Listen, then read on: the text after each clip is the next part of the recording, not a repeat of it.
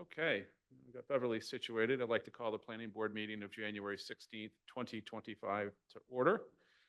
Um, on the agenda, there's instructions if you wanted to join us remotely, guidance on how to join. Please note that the in-person meeting will not be suspended or terminated if technology problems interrupt the remote connection. So I'd like to introduce the planning board members. To my far right is Sean Henry, Beverly Bookin, Doug Cook, our vice chair, Jane Ramsden. I'm Rick Noonan, chair. To my left is our planning director, Greg Kedamatori, and of course, Eric.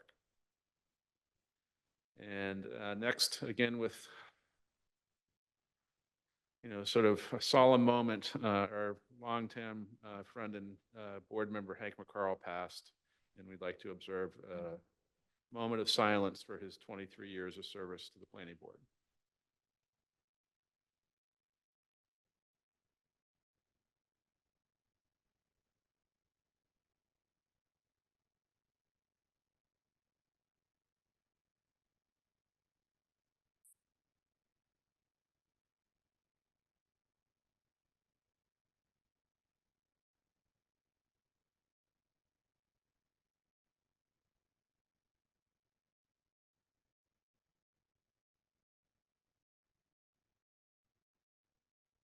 Okay, thank you, folks. Next on the agenda this evening's A&Rs, site plan reviews, and preliminary subdivision plans. Under this category, we have our first A&R submitted by Patrick Lowe to divide property at 37 Thurston Point Road, Assessors Map 98, Lot 11. Have any representation on this A&R? Chairman, hold on, let me make sure I am.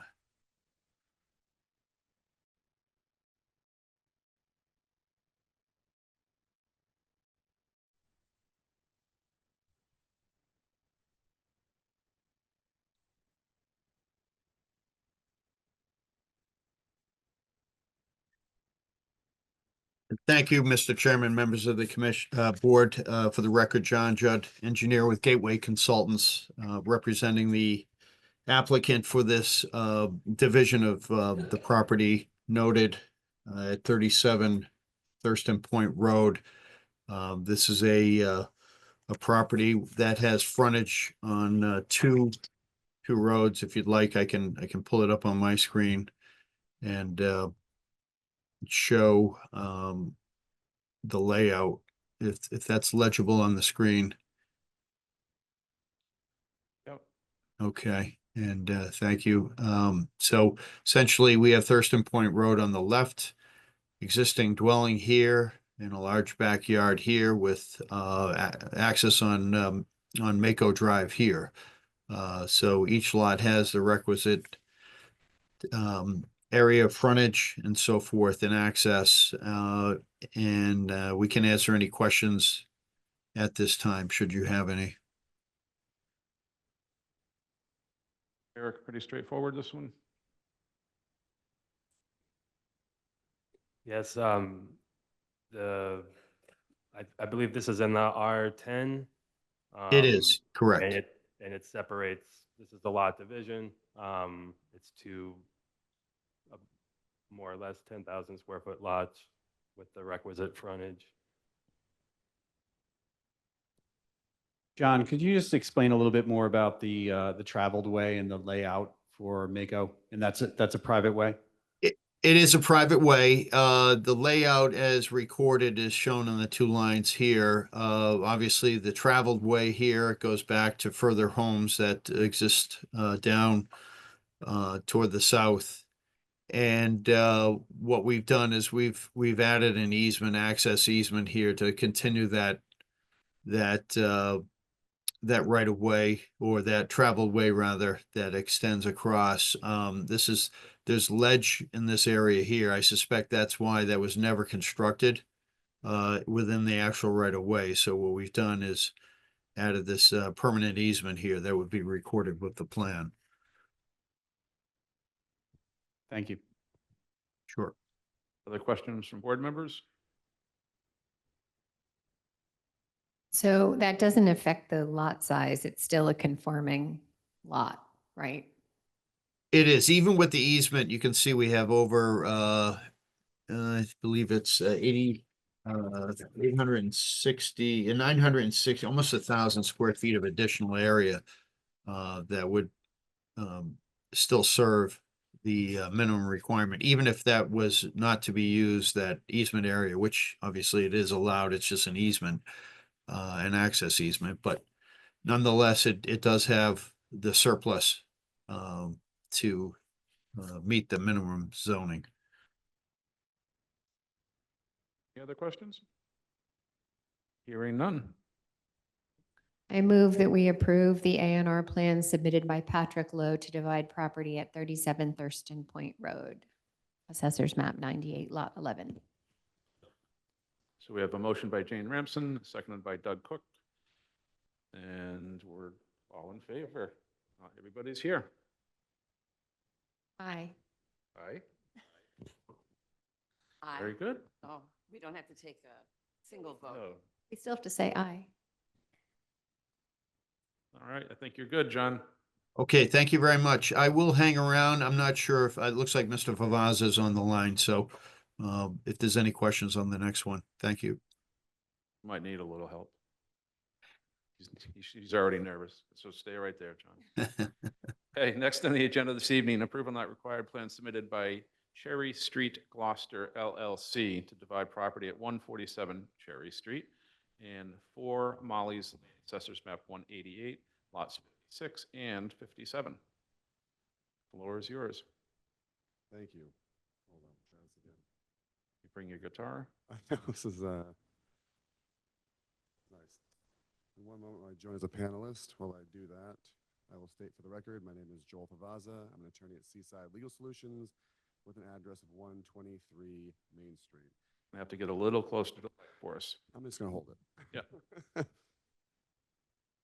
Oh, but no, you're far. You're clipped in. Okay, it's fine. I'm not going anywhere. Hi, for the record, Joel Favazza. I'm an attorney at Seaside Legal Solutions, 123 Main Street. Representing the applicant, I'm going to share quickly my screen so we can just discuss. This is 147 Cherry Street and 4 Molly's Lane. And what we have here, if it ever shows up, are 2 lots that exist as separate lots and were otherwise conforming R10 lots. However, there is a structure on the rear of the Cherry Street lot that is too close to the shared property line. And so we believe as a result of that, there's been a merger of the 2 lots to correct that nonconformity. And so in order to address that, rather than tear down an otherwise fine structure, we are going to take land from, you can see on your screen, there's yellow and there's green. I realize on this projector, it's yellow and different yellow. But basically taking land area from Molly's Lane to build out enough space to make the structure in the rear have the appropriate setbacks, and then taking land from the Cherry Street on the northern side and adding that long sliver so that overall the lot area remains over 10,000 square feet on each. The frontage remains sufficient. The Cherry Street property has sufficient frontage on both Cherry Street and Molly's Lane, and the Molly's Lane property continues to have frontage on Molly's Lane. And so it's our submission that this does not require subdivision approval, and we'd ask for a finding from this board that it does not.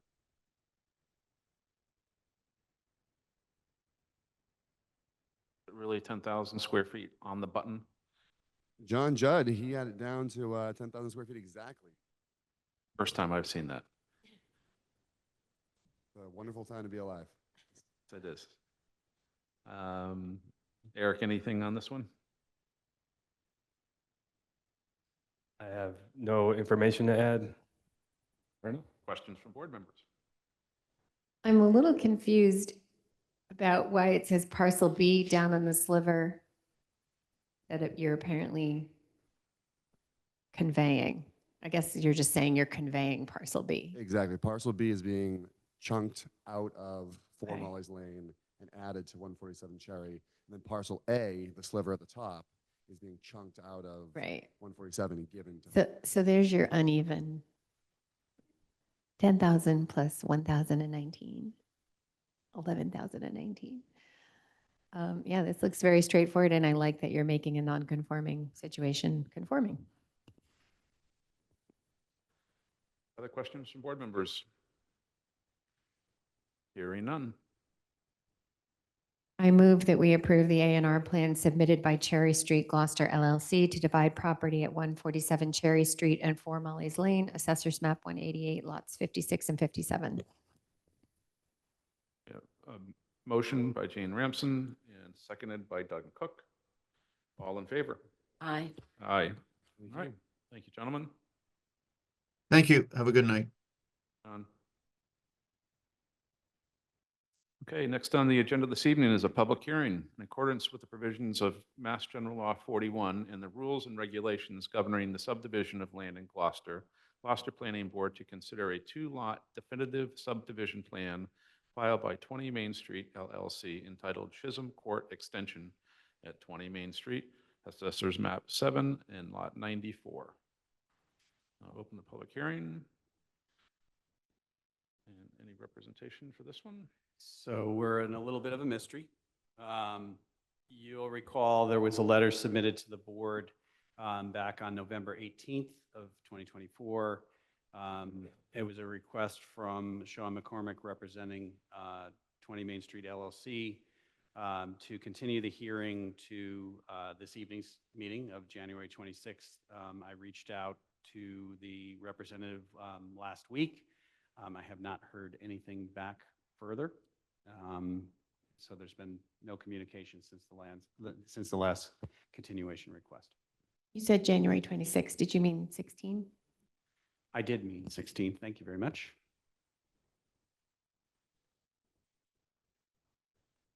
Can continue to the next regular meeting and hopefully there'll be some explanation. Okay, I move that we continue the public hearing for the two-lot definitive subdivision plan filed by 20 Main LLC entitled Chisholm Court Extension at 20 Main Street, Assessors Map 7, Lot 94. That date? I believe it's February Two. 6th. What?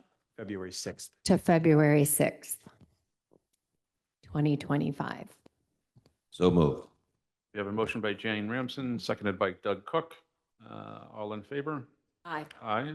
Thank you. Okay, other business. Election of chair and vice chair. Accepting nominations. I nominate Rick Noonan as chair. Thank you. Need a second for that? Yes. Second. So do we have a motion and a second? All in favor? Wait, do we have any discussion? Want to talk about it, Jane? Anyone need to talk about this? Okay, go ahead. All in favor? Aye. Thanks, Aye. Tracy. Thank you. Next is election of vice chair. I nominate Jane Remsen. I would second that motion.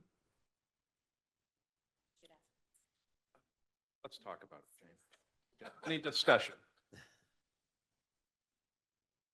Hearing none. Just roll call. We don't even need a roll call vote. All in favor? Aye. Thank you. Congratulations. Thank you. Popcorn for everybody. So we can talk about minutes. We'll see you later. Thanks for coming in.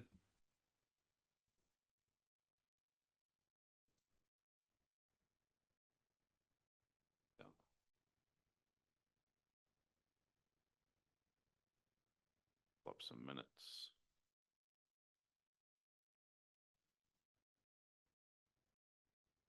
I came up with 17, December 17th first.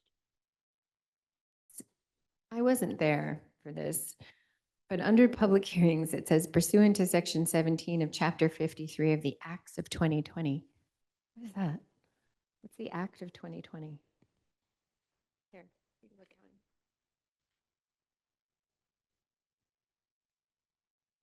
With the, Oh, I'm sorry. Yeah, these are old. Yeah. That's what we had to identify for the ability for remote meeting. That was back Oh. during COVID. Oh. So that was the enabling for holding the Zoom meeting. So it was pursuant to that as well as the subdivision control law. Okay, well, then we should say MGL because Yep, fair enough. I Yep, assumed it was Gloucester or something. yep. Any other comments on the 17th minutes?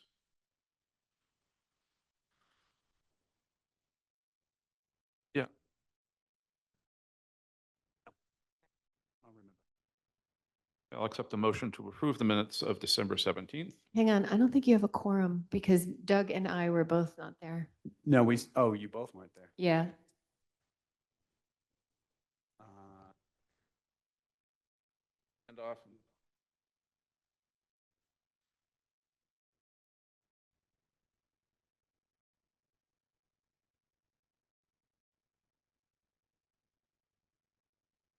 In keeping with this, are we going to have a new member named to replace? Yes, Oh, he's irreplaceable, but there is a search on the So web. actually, a quorum of the board is 4. And if 3 vote, then that's a majority of the quorum. So you can vote on those minutes. I like that. Good job. Okay. Okay, so we're going to move to approve? move the to approve the minutes of December 17th. So move. We have a I'll mo- second that. We have a motion by Beverly Bookins. We have a second by Sean Henry. All in favor? Aye. Aye. And one absent. And 2 abstentions. Abstentions. Thank you. All right, that was complicated. We'll see who was at the next one. So next meeting minutes are November 21st of 2024. Jane was here, Beverly. Yeah, I have no comments on these minutes. So unless anyone has comment, I will move to approve the minutes of November 21, 2024. I'll second that. All in favor? Aye. Aye. Okay. Fantastic. Here, over here.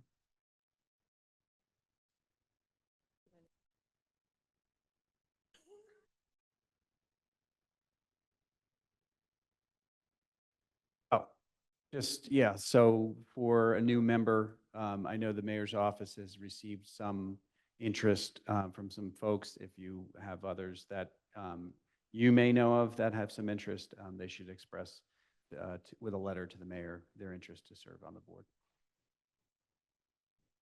So it's in process, but isn't going to be done for a few weeks. It will probably take a little bit of time, yeah. It's fine, just so that we So know. what is- the term would have been through February 15th or 14th. So that's, what as obviously we certainly want a full board, so.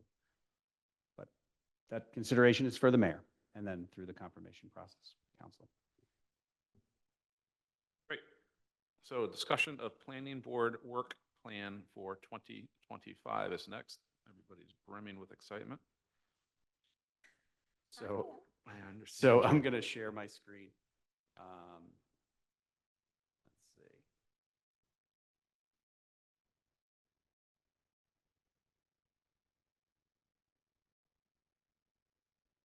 Created this. Let me just, there we go. So just to give you a sense of, it's, this is a little bit interactive. It's not, we're not dictating the planning board's agenda, so you can certainly provide new suggestions, but also just being aware of what we have been working on and the milestones of what we anticipate to complete this calendar year.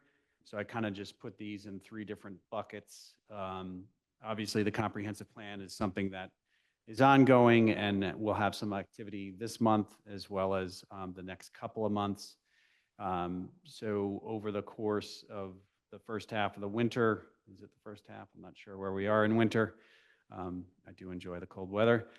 A lot of focus has been on vetting the strategies that you all saw several months back that have gone through technical working groups to vet those further, as well as with some stakeholders to kind of refine them. And you'll see another iteration of those at the meeting, special meeting that's scheduled for the 28th. And again, from that point, they'll then be in the latter part of this month, maybe kicking off the latter part of this month, if not early in February, another community survey related to kind of prioritizing the goals of the plan. We'll also be seeing in February some thematic maps around potential future land use, and that ranges from conservation opportunities to housing opportunities to mixed use and commercial and industrial development. Obviously, looking at our existing zoning as the backbone for that, but also potential recommendations from our consultant team based on goals that have been set in the plan and the strategies that have been suggested as well. And then later in the March timeframe, we'll probably see a full draft of the plan. And then again, there'll be presentation on that before closing out the process. Part of the plan will also be an implementation strategy for who should be responsible for what, which I think could be particularly helpful so that people don't go, who's going to do all this stuff? So that's kind of the rough outline for that. And again, that should close by the late spring, early summer at the latest.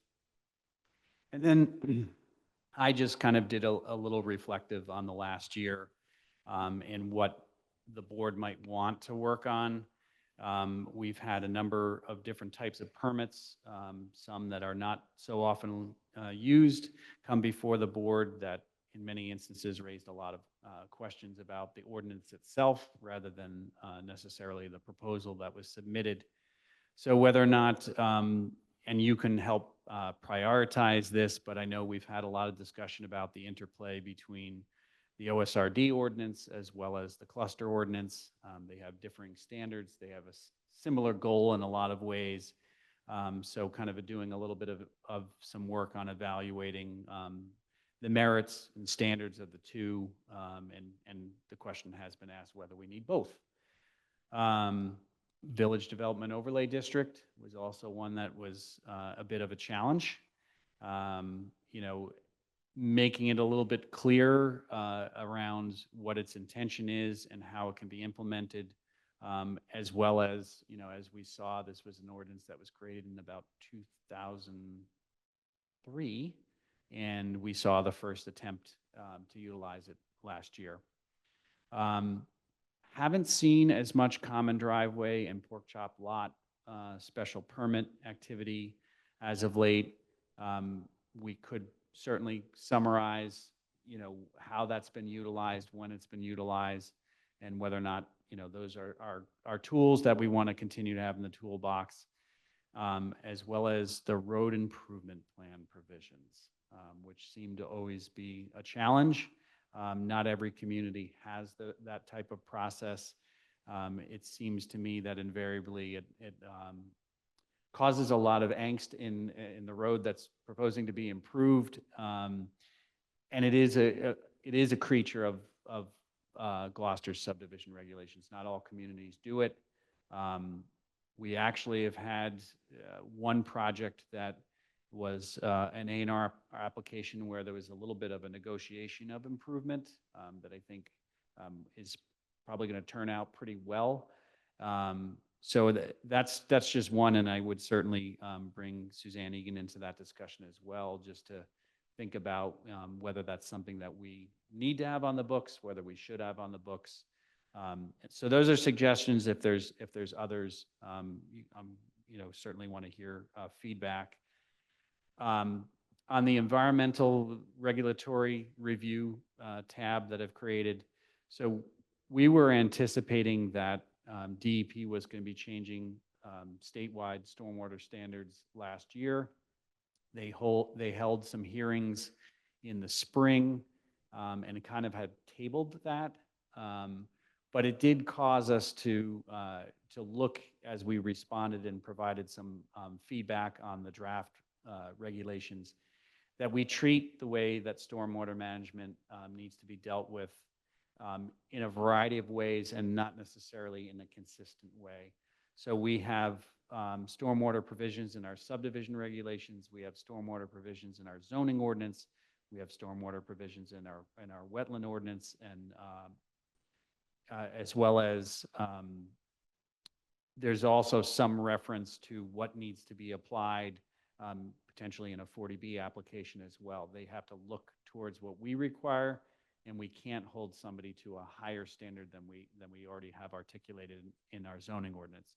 So I think there's definitely, this is an effort that the engineering department, public works, legal, and conservation and planning have been talking about quite a bit. I think we'd really like to move on creating some consistency around that.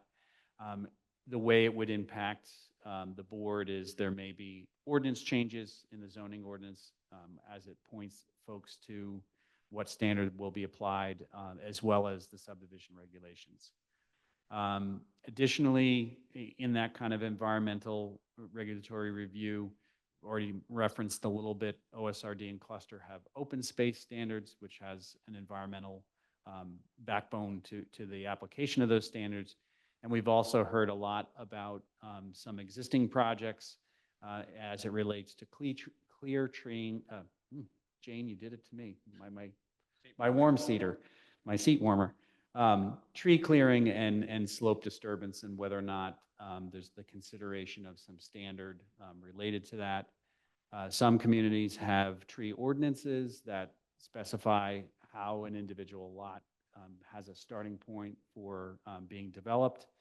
That may be something that's a little bit too heavy-handed, but I just wanted to raise those two potentials as, just feedback from hearings, what we hear and what we've seen in terms of response from a couple of corners in the community where there is no standard for how a lot can proceed.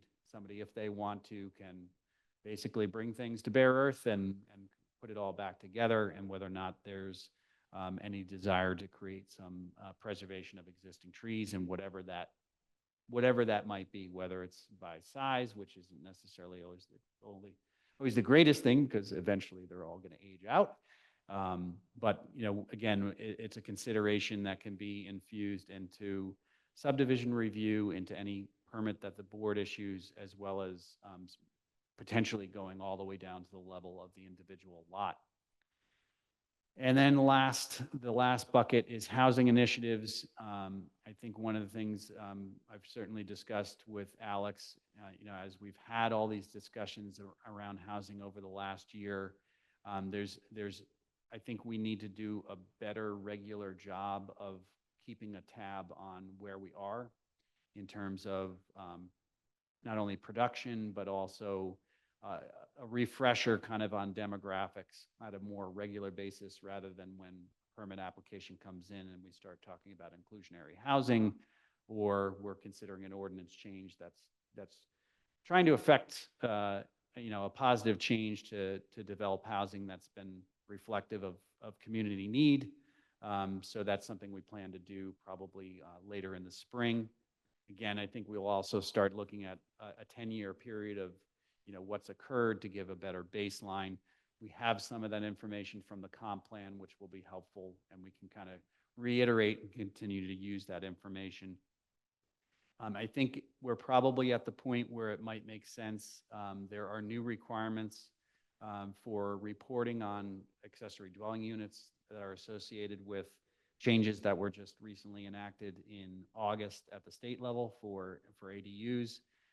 So we will start to have a better handle on how that's being deployed in the community, as well as it's been delayed slightly, but as the short-term rental ordinance rolls out, there's going to be more of an accounting and understanding of how much what we have in the community for short-term rentals. So I think that will help to inform what's been the impact of being ahead of the state in allowing for ADU by right ordinance, and really, how those, to the extent that we can also understand how are they being rented or how they're being used on an individual property, I think could be helpful.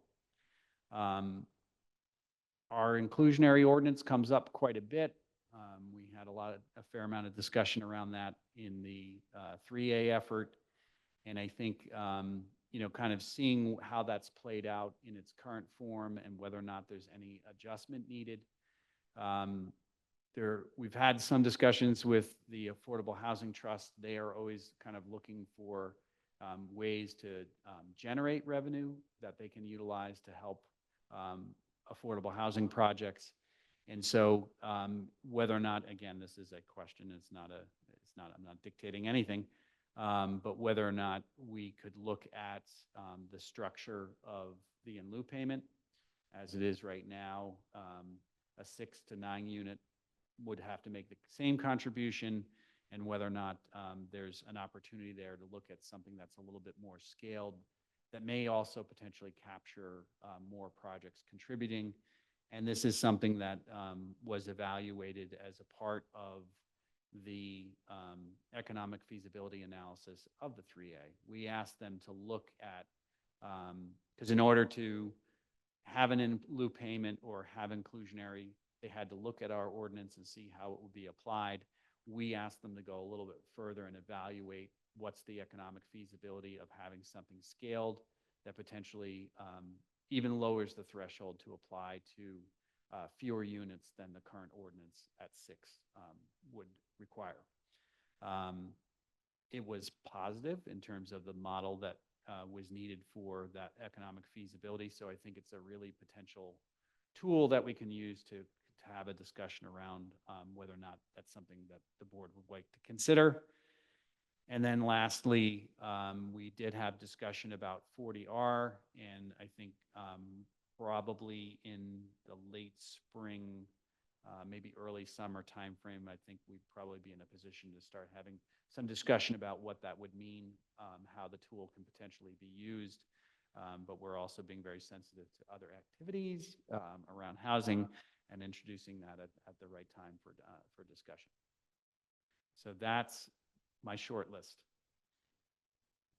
So when we're talking about inclusionary and scaling, are you scaling back for smaller requirement?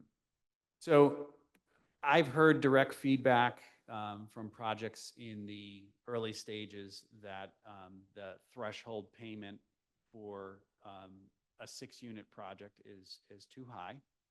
And I think what we had discussed during the time of the development of the ordinance was it should be high because we prefer to see the unit built. There was some discussion at the Affordable Housing Trust around this as well.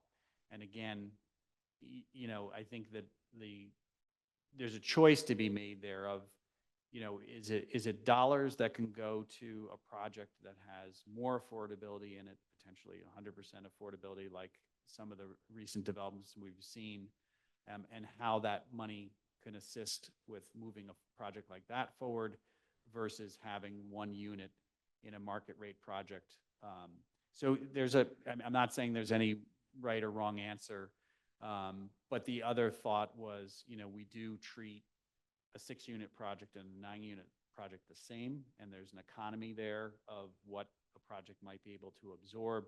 Maybe it's easier it should be easier for a 9-unit project to make the same in lieu payment as a 6-unit project. So even in that range, whether there's the potential for a scaling that would make a 6-unit project, again, you're making a choice.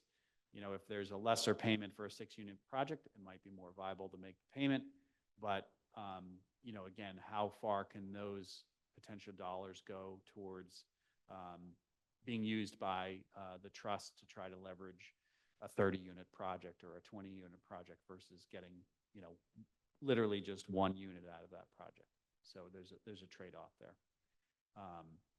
So we asked them to look at basically taking what we've already had on the books, maybe starting with the 9 and then doing a percentage downward to as low as, in the instance of here, we actually, based on the way the model worked, you could also have a payment for a 3-family.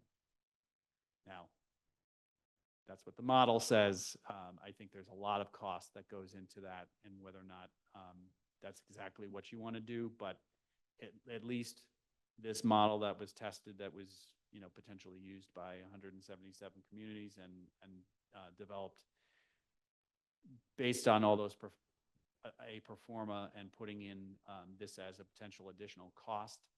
It was not something that, according to their threshold of making something financially challenging, could be absorbed. So maybe it's 4 units, maybe it's 5 units, but again, potentially a scale that would potentially generate more funding for the trust, because that's where the funds would go. But it's a consideration. Just after seeing the ordinance in place, we haven't seen it. It's hard to say, you know, are the projects just not multifamily projects coming forward? Is this really the thing that's prohibiting them from happening? I don't know.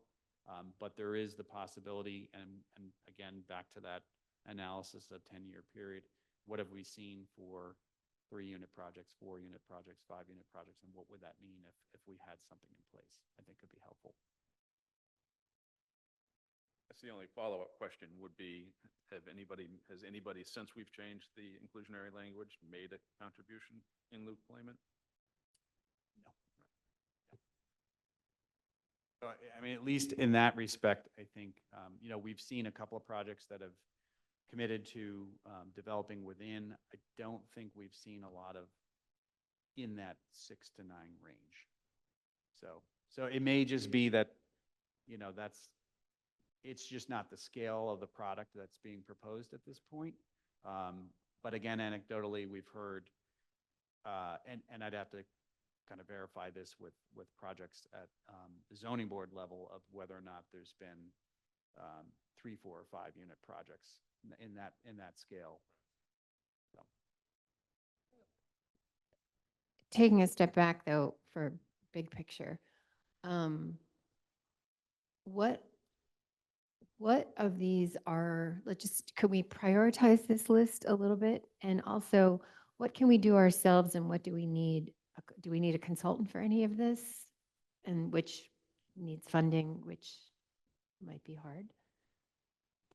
So I think, you know, priority right now is definitely comp plan. That's definitely the nearest term work that will be board interaction this month, next month, March. I think, you know, the second bucket is really a little bit more introspective for board members, your experience from what you've seen over the years, over the last year. I mean, we did have a fair amount of permitting last year as well. So that's an area where your ideas around those, and that can kind of work in a parallel track. We've used either the subcommittee, if you wanted to meet again on specifically around the permits that you issue. The regulatory review piece, I would kind of really more leave, I'm sorry, I forgot to mention watershed protection as well. The latter two around, you know, what is the message from the get-go to the development community, if you want to have any requirement in that area. I can certainly, we can create a little bucket in the planning board folder of models from other communities for you to consider and read about. You know, like tree clearing one is definitely a number of communities have adopted those. The kind of umbrella of stormwater subdivision watershed protection, I think we will use some consulting support for that and work with, we may have the funding to do it, or potentially cobble funding together with the engineering department to try to move on that. Because a lot of it does directly relate to, we want to make sure that we're not holding a private development to a different standard that we hold public development to. And there's also just been a number of things that are common practice for utility installation, for instance, that we continue to ask people to ask waivers for. You know, and you want to feel, you know, letter of the law, there should be a public good for why you're, you know, granting a waiver. And I mean, if we're just going to have the same, same reasoning of, well, that's what Public Works does. I mean, we should just kind of correct that, make sure that, and also kind of hold to, if you're going to reset the standard and have that exercise and say, this is what we think you should be doing, then you'll have fewer waiver requests as well.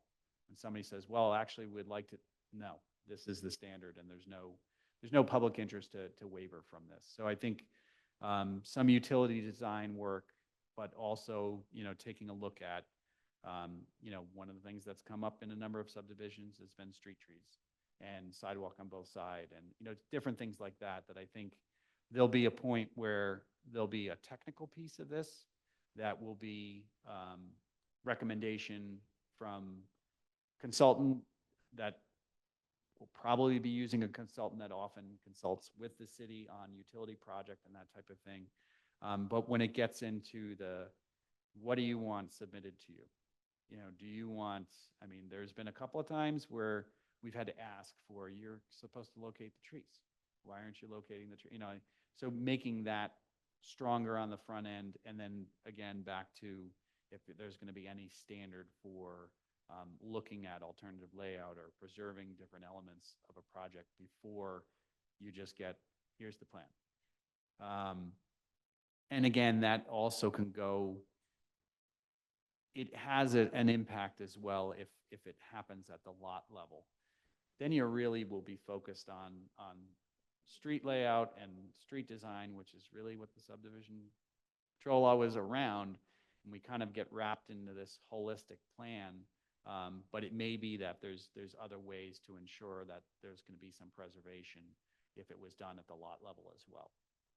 So clearing out 100 feet, and then putting everything back together again, or you clear the roadway, the limit of the roadway, maybe 10 feet either side, you develop that infrastructure, and then the lot standards can be applied at a different point. But just in general, I think that's the type of thing that from individual board members, a little bit of reflection. We have our plan sets that are all available through the Google Drive, thinking back to the things and issues that you've heard about, you've heard from the public, or you yourself was thinking, geez, I wish there's something we could have done about that. That's where I think it would be helpful. And again, the housing initiative stuff, I think we'll bring to you, but just what I've talked about so far, just, how that's potentially piqued interest, or, picking, what, if we were going to look at one thing out of these, I would like to look at this first, or, that type of thing. And you don't have to give me your answer tonight either, but I just wanted to kind of put this out there. Are consultants needed to update the data? Or we can do that? So housing. I think we will probably have some support for that, but I'm By also, we, I mean you, actually. we will have some consultant support for that. You already do. We will likely have consultant support for that. I also think we're going to do, like the ADU information has to be compiled. So that's something that we're going to draw from our own existing data.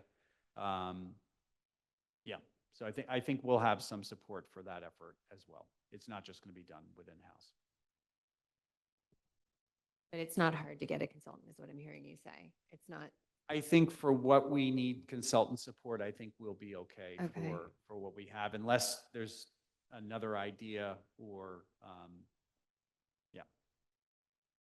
So what I'm hearing you say is comp plan is kind of on autopilot now. So nothing really to worry about there.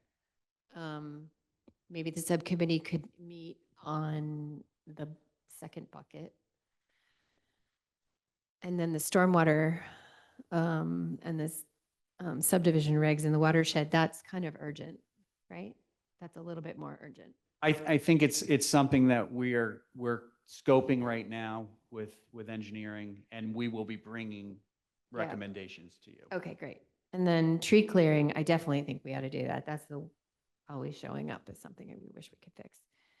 And then updating the data, including the impacts of the ADUs and the short-term rentals. Yeah, we should get going on that too. But I mean, I'd like to get going on the inclusionary thing, but that can also wait. So it doesn't come up all that often, does it? I mean, Okay, we- nothing we can don't, wait. I mean, it's purely a timing. I mean, we can share Yeah. it. I think we've shared that information with you. We'll certainly share that. So I'll try to now take this and put it kind of into buckets of information with background information for each one of them. So I think like you said, the second bucket is probably the one that's kind of, it's totally in your control for your consideration to, even kind of, if you were to think about those 5 different areas and which one you want to take up first. It's just things that I think the themes that we've seen over the years and last year in particular with, at least the first 3, kind of all kind of coalesced and had issues and concerns around language and how it's applied and all that kind of stuff. That, that can be kind of decided maybe at a subcommittee meeting or something like that. You guys think? I would agree with that. And at those, like the cluster stuff, that's always I don't think anybody really understands what a cluster development is, what what you're kind of going for. It's like, let's group those houses together and paint them yellow, and let's group those houses together and paint them green, right? They don't get the understanding that it's supposed to be about preserving the land primarily, which goes with this tree clearing kind of piece of that. So, I mean, I see that consistently. But I think the thing is, and, certainly in the cluster context, 20 years ago, the idea is that we want to preserve the land, right? And so we're going to give you density credit effectively to get your unit count to where it is. And then the only thing that we heard during Kerrigan's project is like, how can you put these houses so close together? Right? And so there was no consideration, there was no benefit in the public's eye, in my opinion, that we're saving 70% of this for conservation, deed restricted. But the people were so focused on the clustering of those units, they thought it was outrageous. Right? I mean, so again, and in the language, certainly in village development, same thing, right? I mean, and it was gamed to a certain degree where the density credits weren't really being used, right? I mean, we were sort of threatened with 52 units, but I'm only building 36. But the whole reason I'm using this, subdivision control law was that it had that provision, that it's a permit from the planning board, not the city council. Right? So all these things that never really be considered. I mean, so I would be, of the opinion that take a quick look at it and say, do we keep it on the books or not? Right? And not go through a lengthy, painful process of trying to fix something that's 20 years old that's never been used and say in or out, up or down. Right? I mean, that would be the way I would approach that. Definitely the village one, that's for sure, that one, right? Oh, yeah, totally. It's like a no-brainer. But OSRD and cluster are overlapping The and OSRD. contradictory, so we need to pick one or Yeah. to pick the best of both or something. Any other comments over there? All right, well, next steps then?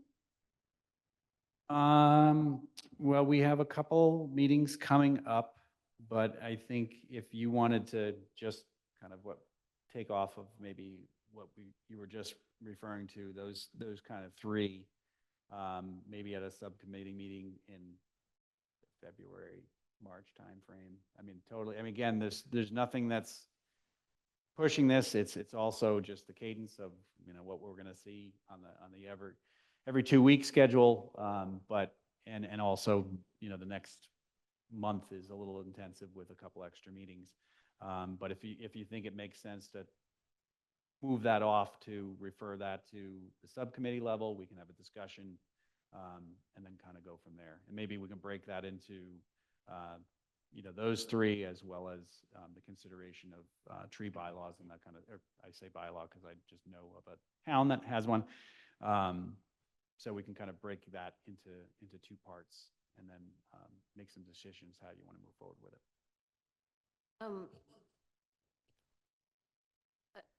The MBTA business notwithstanding, and with the upcoming referendum in April.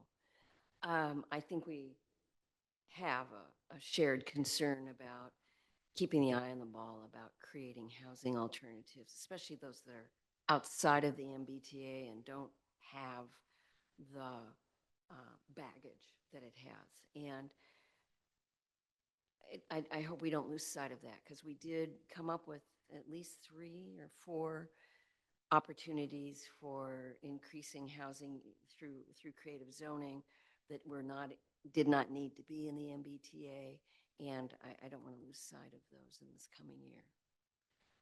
It certainly would be a big win if we could come up with, as part of our planning rather than our regulatory, come up with some ideas that might have some resonance in the community about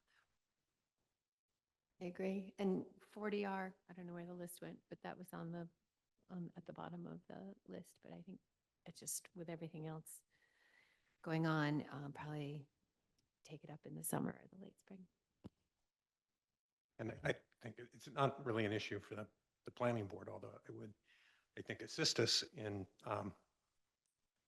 explaining to the public why we're doing things, is to develop a public-facing data set of projects that have occurred and are in process. Because again, I think a lot of pushback to some of the zoning changes that we promoted during the ordinances, the amendments we pushed forward, and heard it with under 3A work as well, is that we have all this development going on already. And I've seen repeatedly, mainly one person, but it's spread, that we built 1,000 new units in the last year, or last few years. And I know that not to be true, but most people don't. And I think we don't have a system that some other communities have that show sort of a year by year what's happened, what's been either created and or permitted to be built. I think Woburn has that on their website. Wakefield has some information like that on their website. So I think that could be, again, it's not planning board specific, but I think it would alleviate a lot of the angst against various zoning proposals that we come up with if there was a publicly available data set that we could point people to and say, no, we didn't build 400 houses last year. There were 12. So. Yeah, and I think that's what I have in that, I had in that last bucket, that 10-year. So we actually did the exercise for obtaining the housing choice designation. And it was a 5-year look, and it's not easy to compile that data, just because of the way that we had shifted from one permitting software to another, and then everything kind of prior to that point was still paper file. So we definitely are in a better position now that we have the software package is called View Permit. It can be queried. It's also got to make sure that you have the right fields that are in there so that you can classify things. That's one of the things that was not put in place when the ADU ordinance went in. It was work on a single family lot. It wasn't really tagged to be, okay, this is a new ADU. So we're working on making sure that going forward, when somebody does file a permit for that, it's very easy to be recalled. So I think that's something I think it's a good point that I think would be helpful for people to understand. And I think I spoke to it probably during those discussions about, on average, we're generally around 40 to 50 single family homes a year, and then even fewer of other types of projects. But yeah, getting that understanding of what our growth looks like, it will be helpful for any discussion. I think there's some context too. Since we did our comp plan, let's use it. And that's something I've talked about, is that the data shows that we have similar population to 20 years ago, but the characteristics of our population is changing. Our household sizes are smaller. Our population is aging. We have fewer children per unit. And that needs to be reflected in filling the gap for new housing, that our distribution of housing types don't quite match our population as it is. Now, we don't have to make a big deal about it, but I think our website for the city should talk about, the characteristics of our population and the challenges we have to meet needs for, changing demographics as a context for then saying, this is why we're looking at these kinds of housing initiatives, these kinds of zoning initiatives. It's because we understand that the characteristics of our community are changing. So to me, that sounds like an updated housing production plan, right? So, Okay. right, Yeah, I mean, so yeah, it's I think 5 years that- old. It's longer than that. Yeah. So that is, yeah. Absolutely. Right, and so I think that, right, yeah. So I think the thing that, was a standout for me in that production plan was that then, we were forecasted in a 5-year period to be short 750 units, right? And we were still working with that 40 or 50 units per year kind of a thing. So let's just keep the math easy, right? So, 50 units over, to get to 750, it's a 7 or 8 year build out, right? And then, so now we're past that threshold, and has that even happened, right, on average, right? And so I think, again, to add, another stepping stone, I hate just putting plans on the shelf, but the point is that that information led to, other initiatives, and to revisit that, at least that, methodology, and again, it's an aging population, it's downsizing from Nana's house into a 1,200 square foot apartment and all those other things. Has that trend actually come to be true, or has it changed, right? As younger people moved out, as Nana sold their house, and et cetera, right? So I think that's good on the bucket. What do you think, Greg? Do you think it's time to update the housing production plan? This summer. Yeah. Yeah. I mean, I think the data need for that is one of the real values of it. I think really understanding, we continually have these snapshot points, and I think we have a lot of good data in the existing conditions from the comp plan as well. That's not stale yet. But it certainly would be interesting to see the comparative of where we were in 2017 and to current.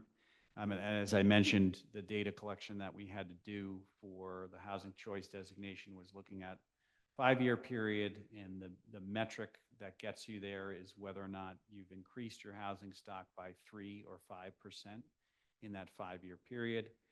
We just surpassed the 3%. But you have to remember why we did that, because we had in the mix the Halyard project, which, was a significant influx. We actually would have been closer to the 5%. The Middle Street project, the Y Middle Street project, actually wasn't online yet. They had not pulled the building permit, and they were just looking at building permits pulled. It wasn't occupancy permits. So that gives you, that's something that's valuable in the discussion, to kind of look at that time period and how many units were created, and look at that again. Again, what's our true growth rate looking like? Yeah. So I do. There's no requirement to have a housing production plan. The reason that we did it at the time, collectively, I think we all said, this isn't just about affordable housing, it's about, community housing need, which is across the board. There's no type that I don't think that somebody has a need for at this point. Maybe understanding a little bit more of what's the most, dominant need, which, then you can look and see and say, well, how can we try to promote that particular type of housing? But I think, I think it's valuable mostly for the education piece of it, of where we are in that moment, and understanding, demand a little bit more as well. So, yeah. When we comply with 3A, it will be a nice starting point.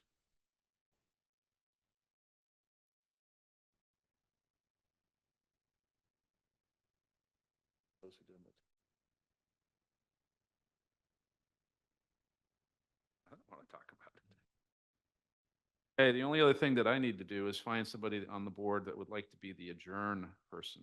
Hank is no longer the adjourn guy. There's no baseball game on, but we should go. Yeah. Well, there's But a- nobody qualifies. You know, Hank brought me onto the planning board because I met him at the radio, whatever, amateur radio. Yeah, because we were, you know, as one does, wondering what to do in a zombie apocalypse in case we had no communication. So we went to check out the radio, amateur radio place, and there was Hank. And I thought I was going to be there 5 minutes, and I was there an hour, also, as one does with Hank. But and then he brought me onto the planning board. Good guy.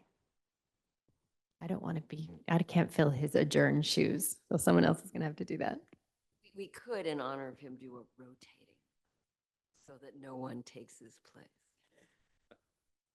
So in that spirit, why don't I start it, but I won't do it next meeting, which is I move to adjourn. Motion. Good.